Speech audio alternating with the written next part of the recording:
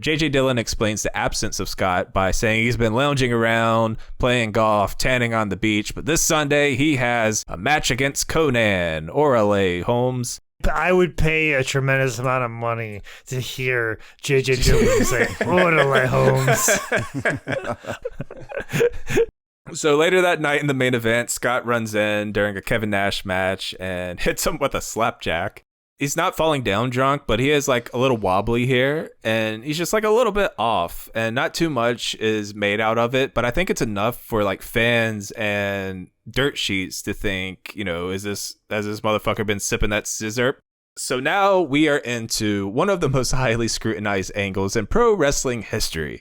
So a few things. Nash said on the Click podcast, don't pause this to go listen.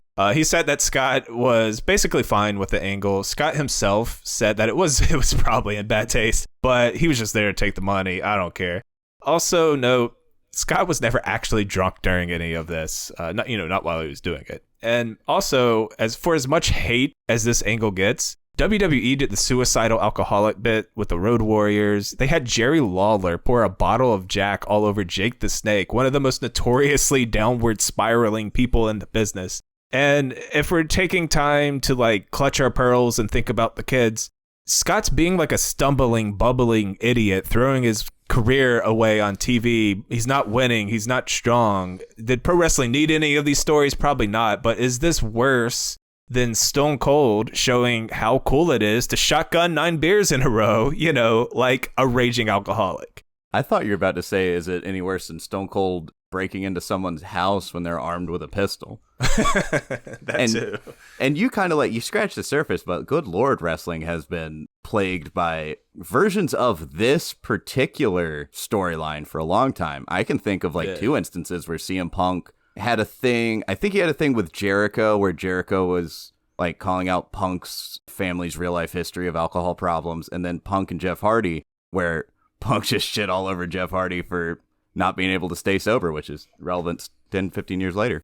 I like this angle, personally. I like it when some real life stuff gets woven in as long as everybody on board is okay with it. And it's probably not in the best of taste, like it's been said, but I think there are ways to go through stuff like this and have it come out with a more positive message than this really did. Because this is kind of just hey, don't forget who your friends are.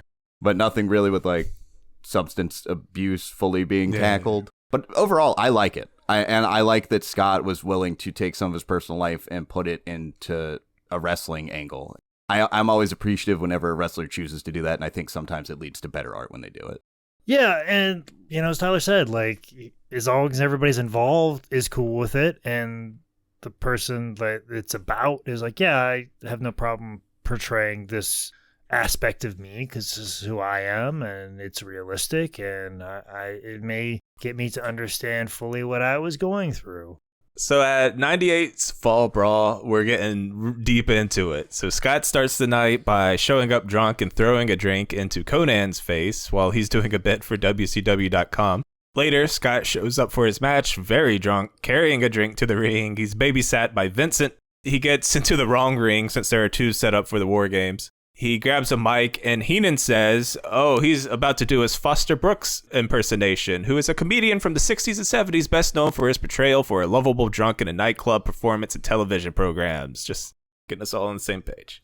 Strong as our passions were, the fire follicles and I were never caught doing anything illicit, immoral, or unsavory. We did them all, but we never were caught at it. They wrestle the match. Scott's drinking during it, stumbling around. Conan eventually taps him, and Scott loses. But I think one of the most disturbing things about this angle, as far as aside from making someone actually going through this do it, it's how accurate Scott plays this role. If he was cartoony, silly, sloppy drunk, maybe people aren't as offended or whatever, but Scott's just too real with this shit. So moving this angle forward, Nash tries to give him some tough love on the mic. He finds Scott in a bar and beats that ass. Over the next few TVs, Hall is showing up kayfabe intoxicated. He's drinking during matches, stumbling around. He throws up on Bischoff. They even add like a layer of reality here when real life friend but on screen enemy Kevin Nash comes out and like tries to help Scott. Remember, they're in the middle of a full blown feud, so that makes it feel like so real. Mm-hmm. Then we get to Halloween Havoc 98 Hall Nash 1v1. Scott comes out with a drink in hand, stumbling around, but it was a ruse. He throws the drink in Kevin's face, revealing that he's sober. He beats down Kevin so bad that WCW officials come to check on him, so Scott cuts the old mid-match promo. But Kevin eventually makes a comeback. He smashes Hall with 2 jackknives before leaving and taking a count out because he didn't care about winning. He just wanted to beat some sense into Scott. And I think this match gets like lumped in with the negativity surrounding this angle, but this match is great. It's great storytelling. It's well done. Like I'm a big fan of this match.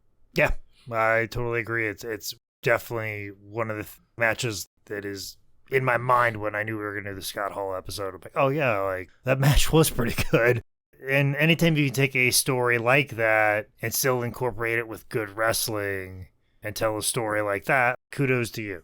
But nobody's going to replicate that match on the card. I mean, you're going to have somebody do all these amazing aerial things, but this is telling an actual story. Yeah. Following Havoc, the angle was dropped because a high-ranking official from Turner was like, hey, what the fuck?